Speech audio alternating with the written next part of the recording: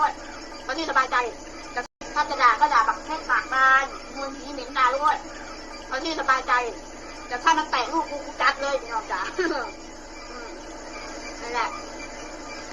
เขาเรียกว่าคุณแม่ตัวอย่างอะไรกินสายใจหนักเราต้องปกป้องลูกเราเป็นแม่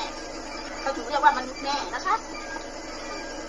เขาถึงเรียกว่ามนุษย์แม่นะคะกินกับกระตุนกินกับกระตุนกินกับกระตุนเอาลูกออกไป